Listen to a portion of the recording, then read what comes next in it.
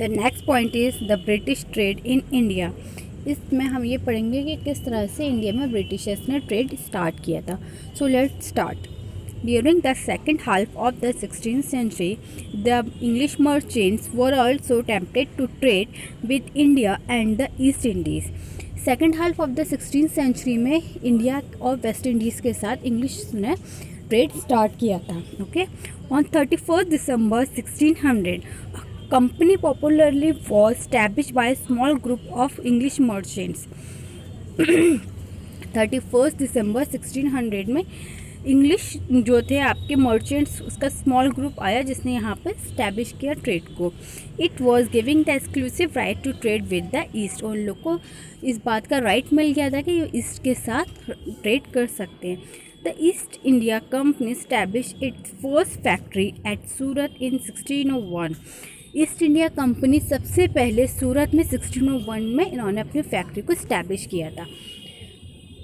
The company sent Hawkin and later Sir Thomas Rao to the court of Jahangir to secure permission to establish a trade center at Surat, Ahmedabad, Bharuch and Agra. The permission was granted in 1615.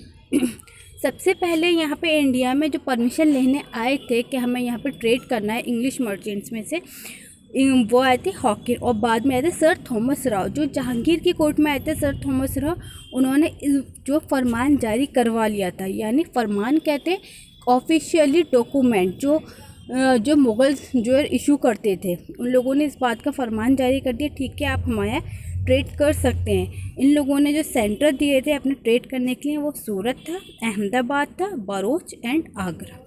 ठीक है, 1615 में इन लोगों को ये जो permission मिल गई थी, ये लोग ट्रेड कर सकते हैं.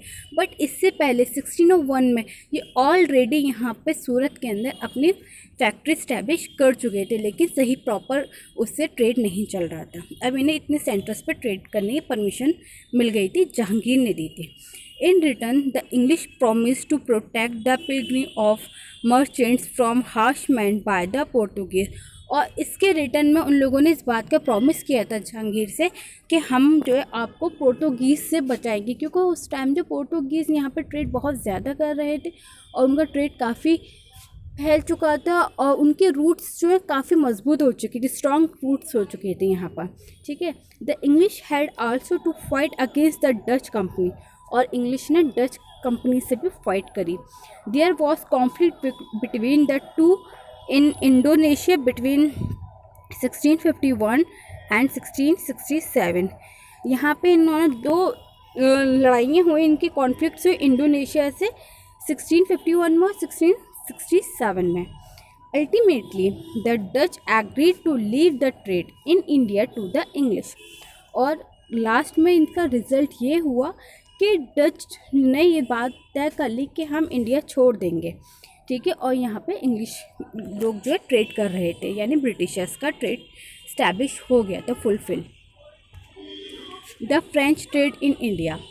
इंडिया में पोर्टुगीज़ आए थे, डच आए थे, ब्रिटिशर्स आए थे, और फोर्थ आए थे आपका फ्रेंच ट्रेड भी चल रहा था यहाँ.